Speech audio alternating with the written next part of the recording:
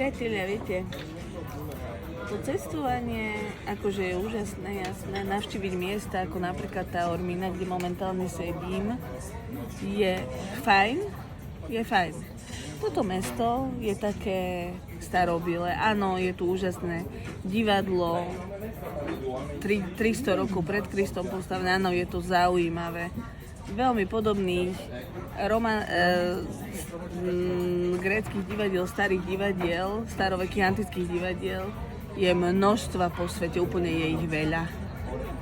Ale o čo nám ide, absolútne základne je o to, v tejto cestovke našej Objavuj svet, aby ste cestovali v malých skupinkách, keď vás je 8 alebo 10, vy dokážete zažiť veci také autentické. To není len o tom, že si ja alebo niektorý iný sprievodca zobere dážnik a vidíte za ním ako husičky, ale je to skôr o tom, že vy sa prihovoríte trebárs miestnym, alebo nasadíte tú atmosféru, alebo si sami idete na tržnicu, ale nie turistickú tržnicu, kde všetci majú prehajpované ceny a proste čakajú na turistov. Nie, proste navštívite miestne miesto, kde tí ľudia reálne žijú, kde to nie je umelo pripravené pre turistov, ako napríklad tu v Taormine.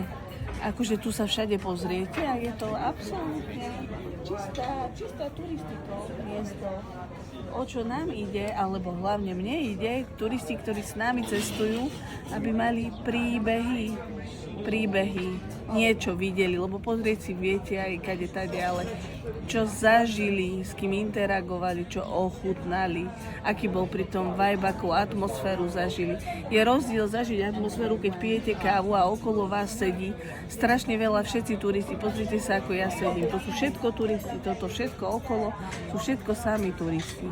Ale keď sa vyberieme na také miesta, ktoré sú skryté, ktoré nie sú v itinerári každej jednej cestovky, ktorá chce predať, dajme tomu Sicíliu, alebo Apuliu, alebo akékoľvek iné miesto na zemi.